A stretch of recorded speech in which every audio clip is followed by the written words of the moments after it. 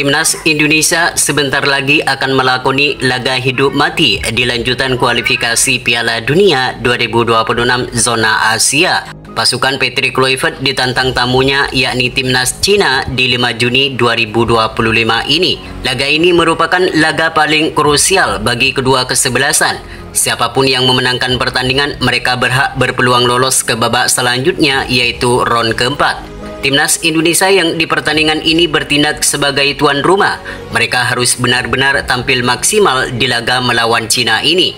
Kemenangan merupakan hal yang wajib diraih untuk tetap menjaga asa peluang tampil ke putaran final Piala Dunia 2026. Memang secara head-to-head Timnas Cina terlihat lebih unggul daripada skuad Merah Putih. Tercatat dari 5 pertemuan terakhir, skuad yang berjuluk Tim Naga itu mampu memenangkan pertandingan sebanyak 3 kali dan hanya 2 kali meraih hasil imbang. Meskipun demikian, Patrick Kluivert haruslah tetap optimis kalau Jaitses dan kawan-kawan mampu memberikan perlawanan yang sengit dan meraih hasil yang positif. Apalagi di laga ini Timnas Indonesia bermain di kandang sendiri, yang tentunya akan disaksikan oleh ribuan supporter Timnas Garuda. Patrick Kluivert selaku pelatih Timnas Indonesia harus menyiapkan taktik dan strategi yang apik agar dapat meraih poin penuh di laga melawan Cina ini. Beberapa kesalahan yang dilakukan di laga-laga sebelumnya harus segera dievaluasi agar bisa lebih fokus dalam melakoni laga penentuan melawan Cina di 5 Juni ini. Dan berikut ini merupakan prediksi starting line up Timnas Indonesia versus Timnas China di laga penentuan matchday ke-9 round ketiga kualifikasi Piala Dunia 2026 zona Asia. Yang pertama di sektor penjaga gawang, di mana posisi ini akan menjadi milik Emil Audero Mulyadi ketika melawan Timnas Cina di 5 Juni nanti. Absennya Martin Paes tidak membuat Patrick Kluivert berkecil hati. Pasalnya kiper yang juga kenyang akan pengalaman di benua Eropa akan siap mengawal Garuda di bawah Mister. Selain menjadi kesempatan, ini juga menjadi ajang pembuktian bagi Emil Audero untuk membuktikan kemampuannya di debut pertamanya bersama skuad Merah Putih. Soal kualitas pengalaman, Emil Audero juga tidak kalah mentereng dari Martin Paes. Ketenangan serta keberanian dalam mengambil keputusan kerap kali diperlihatkan oleh pemain asal keturunan Mataram ini. Dengan hadirnya Emil Audero ini diharapkan mampu memberikan dampak yang positif untuk meraih kemenangan penting sekaligus kemenangan bersejarah melawan Cina di Gelora Bung Karno di 5 Juni nanti. Kemudian di sektor lini pertahanan, Emil Audero akan dikawal trio bek tangguh, yakni Rizky Ridho, Jaitses, dan Justin Hubner. Tentu kita sudah mengetahui betapa solidnya lini pertahanan Garuda jika trio Jaitses, Rizky Ridho, serta Justin Hubner bermain bersama.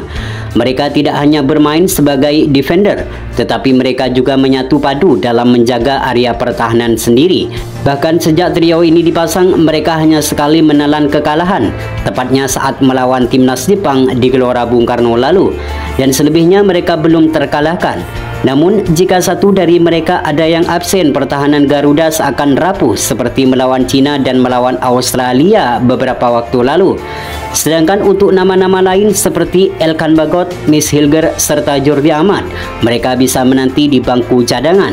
Namun di laga paling krusial sekaligus laga penentuan melawan Cina ini, trio Rizky Ridho, Jaitses, serta Justin Hubner sangat layak untuk bermain di menit awal untuk membentuk tembok yang kokoh untuk memotong serangan Timnas Cina yang dikenal mempunyai permainan yang cepat serta mempunyai fisik yang sangat kuat. Sedangkan untuk posisi wingback akan ditempati Kevin Dix dan Calvin Verdong.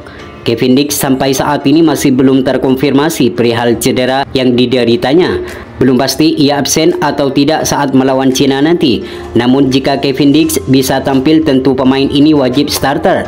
Kecepatan serta fisik yang selalu menjadi andalannya akan membuat pertahanan Garuda semakin kokoh. Kevin Dix tidak hanya solid dalam menjaga pertahanan, ia juga kerap kali membantu penyerangan. Pengalamannya bermain di benua Eropa diharapkan mampu memberikan dampak yang positif saat melawan Cina di 5 Juni mendatang. Namun jika Kevin Dix absen, nama-nama seperti Asnawi Mangku Alam, Sandy Walsh hingga Eliano Renders siap menggantikan di posisi ini. Sedangkan Calvin Verdong, tentu kita sudah mengetahui betapa apiknya sosok pemain yang satu ini. Sejak debut dengan timnas Indonesia, Calvin Verdong selalu tampil baik dan belum pernah tergantikan di setiap pertandingan timnas Indonesia. Ketenangan serta kepintarannya dalam mencuri bola, Calvin Verdong menjadi sosok yang sangat tepat jika ditempatkan di posisi fullback kiri.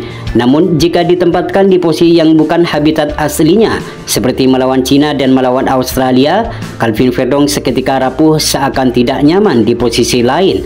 Bukan Verdong tampil buruk, melainkan seakan ada beban yang membuatnya bingung dengan posisi yang bukan aslinya. Sementara untuk sektor lini tengah, dua nama yakni Joy Pelopessy dan Tom Haye akan menjadi otak permainan timnas Garuda. Tom Haye akan menjadi kreator serangan Garuda, sedangkan Joy Pelopessy akan menjadi penghancur merebut bola dari lawan sebelum masuk ke pertahanan Garuda. Joy Pelopessy sudah melakoni debut dengan skuad Merah Putih saat melawan Bahrain. Ia bermain bagus dan menjadi pembeda di lini tengah Garuda. Ia mencatatkan 95% umpan akurat dan berhasil memenangkan seluruh duel di laga itu. Gak cuma itu saja, dengan hadirnya Joy Pelopessy, Tom Haye seakan bermain lebih leluasa dalam berkreasi untuk memberikan umpan manis kepada pemain Garuda yang berada di lini depan. Sedangkan untuk posisi penyerang, tiga nama akan menjadi penghancur lini pertahanan timnas Cina di lini depan, yakni Egy Maulana Fikri sebagai penyerang kanan, Ole Romini sebagai penyerang kiri, dan Mauro Zylstra sebagai penyerang tengah. Marcelino Ferdinand dipastikan absen saat melawan Cina. Nama Egy Maulana Fikri menjadi kandidat kuat untuk mengisi posisi ini. Egy menjadi pemain lokal yang sangat subur bersama klubnya Dewa United saat ini.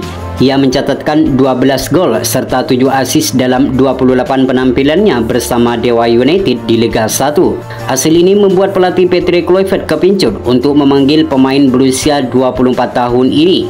Selain Egy, di posisi ini ada Jakob Sayuri serta Iliano Renders yang juga bisa bermain di posisi sayap kanan. Sedangkan Ole Romini, tentu kita sudah mengetahui kemampuan pemain yang satu ini. Selain bisa bermain sebagai ujung tombak di lini depan, Ole Romini juga bisa bermain di sisi penyerangan kiri. Ketenangan serta skill yang selalu menjadi andalannya akan membuat lini serang Garuda semakin mematikan. Selain mempunyai naluri gol yang tinggi, Ole Romini juga mempunyai kecepatan serta kelincahan dalam melakukan serangan. Maka tak heran jika pemain asal Oxford United ini selalu menjadi andalan di lini serang Garuda. Sedangkan Mauro Zylstra akan menjadi ujung tombak di lini depan skuad Merah Putih.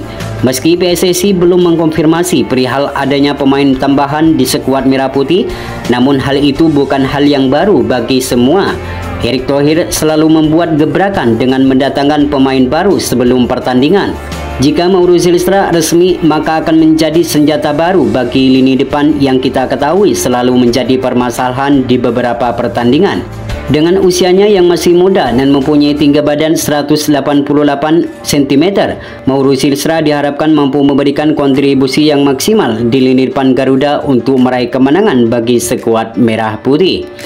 Itulah prediksi starting line up timnas Indonesia versus timnas Cina yang berpotensi besar bakal digunakan oleh Patrick Kluivert untuk meraih kemenangan penuh dan bisa melaju ke babak selanjutnya, yaitu round keempat.